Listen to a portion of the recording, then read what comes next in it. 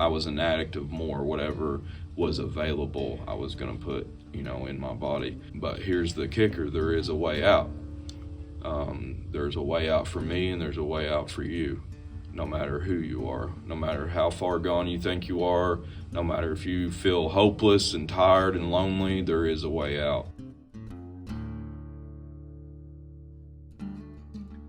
I had some people in my family who were drug traffickers, and I became interested into that and everything that came along with it. Me as a young guy, I looked up to that way of life, and I saw some sort of substance in that way of life, because every time I saw particular family member, he always had money, he always had a car, he always had relationships with girls, and I became interested in that, and I kind of fell into that way of life at that point. I got all these people telling me in my family, it's time to be a man, and I frankly didn't know what that was, didn't know what that looked like. And I kept using, and relationships kept getting worse and worse with either family members or just people around me. And I really think it was I was seeking an external solution for an internal problem, and I was hurt, but I didn't know that there was a solution either. No matter what room I was in, I felt like I was the only one that felt that way. I felt alone and hopeless most of my life. As I got older, I started to get in trouble with the law. I got my first felony charge when I was 22 years old. Did some time, and shortly after that, I was part of a big drug roundup, and I was hit for drug trafficking at the age of 23, and did some time over that as well.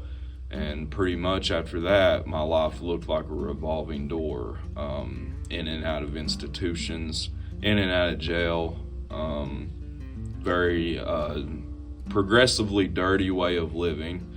And towards the end of my addiction, I got to a point where I became homeless, and was homeless on and off. I say on and off. The only places I had to go were drug houses, and at this point I'm using heroin and using methamphetamine IV, and using every day, and really had to use to function. And I used other substances as well. It was more of I was an addict of more, whatever was available, I was going to put, in my body. I got on to fentanyl as well towards the end, and there's a lot that comes along with that in the addiction world, and the people, places, and things, and we people in recovery call them sordid places, and the places I had to go to get the substances, and I started to experience some overdoses, and I was in the hospital, and my mom had come and saw me in the hospital. This is towards the end of my use, and she had told me if I didn't get it together, that she was going to have nothing to do with me, and this was probably the 10th time that she had this talk with me.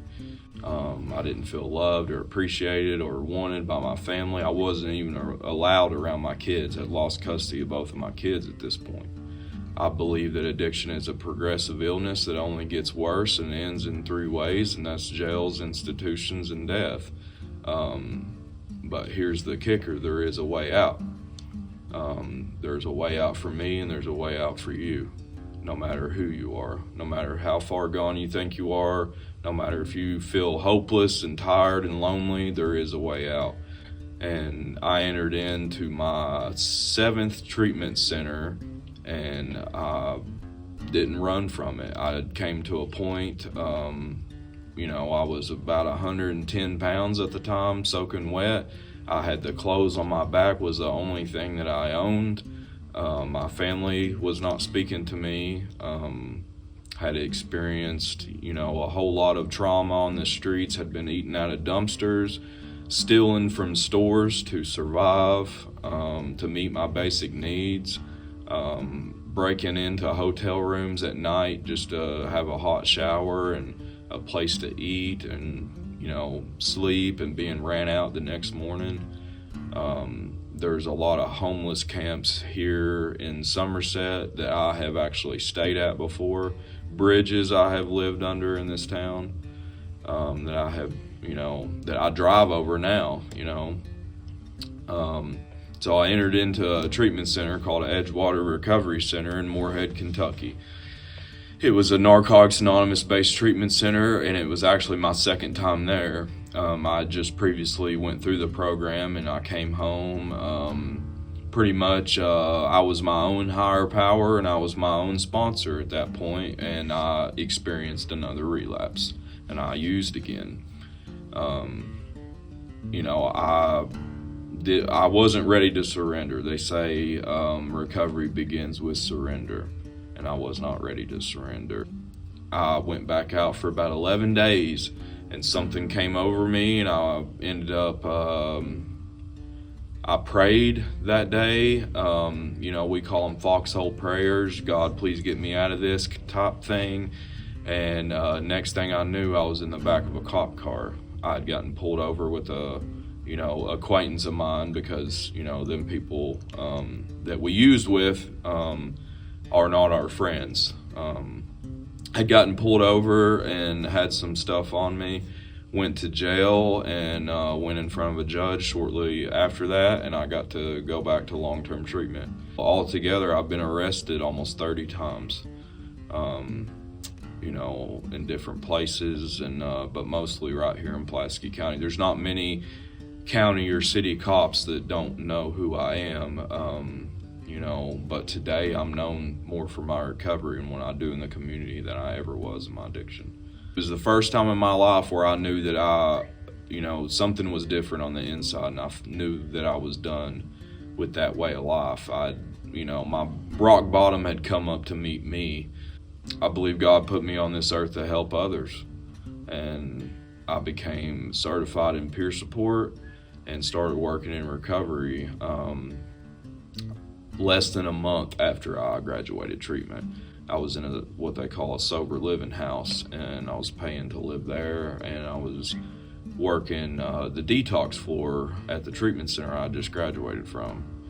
And I started to build relationships back with my family, back with my kids. Today I just do my best to try to turn my mess into a message, and my pain into a purpose. And I try to put myself on the front lines of addiction, and that is out here in our everyday society. You can't hardly go to a gas station anymore without seeing the disease of addiction. And I just try to plant seeds wherever I go, be kind to people, because the best thing that I can do for another recovering addict is to put myself in their shoes and remember that pain of what I felt, remember that hopelessness that I felt, that, I could not be helped, I could not be saved.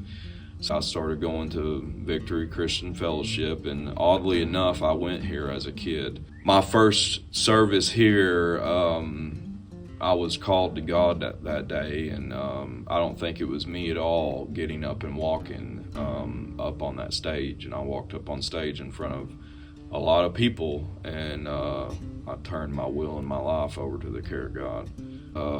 In recovery, we say unity is the spiritual foundation of all our traditions, and there is unity in every room that you walk in here, and it can be felt as soon as you walk in. That goes a long way for someone like me, and at this point it's now up to me to lead my family into a better direction, and I'm learning every day how to be a better man, how to be a better dad, how to be a better son. My relationships with my family now is something that I've not experienced before, because now I'm a dependable source of love, kindness, tolerance, respect, and dependability. Because these are all things that I get to do because I'm lucky to be sitting here.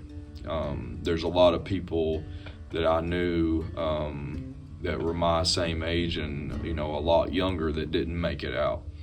A lot. And there's people dying every day from overdose all over America and all over the world.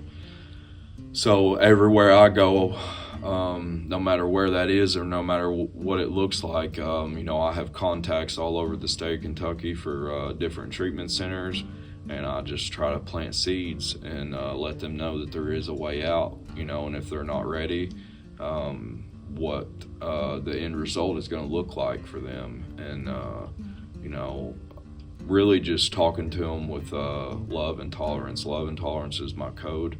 Whenever I'm out doing service work or talking to another recovering addict, I believe the best weapon for another recovering addict is another recovering addict. And what better way to, you know, spread the Lord's love and doing that. I believe he died on the cross for people like me and all of us as well. And, you know, if you are feeling lost, lonely, if you're dealing with something, whether it be substance use, mental health, there is a way out, and you can be helped and you can be saved. There's a lot of resources out here, and there's people that care. The choice is yours.